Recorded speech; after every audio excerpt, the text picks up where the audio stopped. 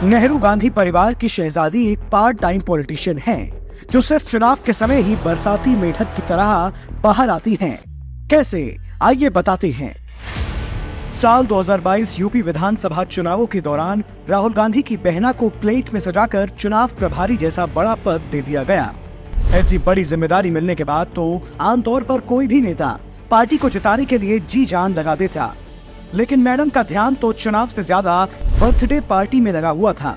12 जनवरी को इनका बर्थडे था, तो ये एक दिन पहले ही यूपी के लखनऊ से 645 किलोमीटर दूर रणथंभौर पहुंच जाती हैं। ये 645 किलोमीटर की दूरी के बारे में आपको बताना क्यों जरूरी है, इसके बारे में हम आपको आगे बताएंगे।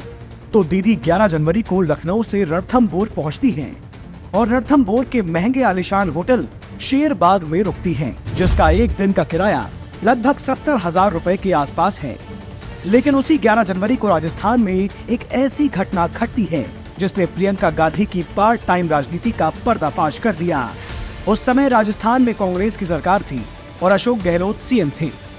11 जनवरी को जिस दिन वो रणथंभौर में ऐश कर रही थी, उसी दिन रणथंभौर से मात्र 239 किलोमीटर दूर एक 16 साल की बच्ची जो बोल भी नहीं सकती थी, उसका कुछ दरिंदों ने गैंगरेप कर दिया।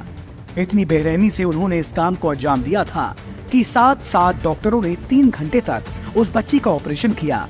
वो बच्ची बस कुछ ही किलोमीटर दूर जिंदगी और मौत से जूझ रही थी और लड़की हूँ लड़ सकती हूँ का नारा देने वाली दीदी रणथंभौर से उसका दर्द बांटने नहीं जा सकी।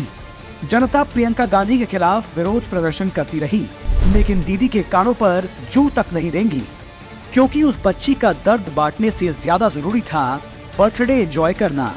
अगर दीदी की जगह कोई और नेता होता जिसके लिए राजनीति पार्ट टाइम की चीज नहीं होती, तो वो सब कुछ छोड़कर पहले उस बच्ची से मिलने जाता।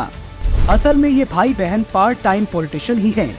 ये लोग अपनी लग्जरी लाइफ वाले माहौल से तभी बाहर निकलते हैं जब देश में चुनाव हो रहे होते हैं या वोट बैंक की गुंजाइश होती है। आपकी जरूरत के समय ये लोग ना कभी खड़े हो पाए हैं और ना ही कभी हो पाएंगे।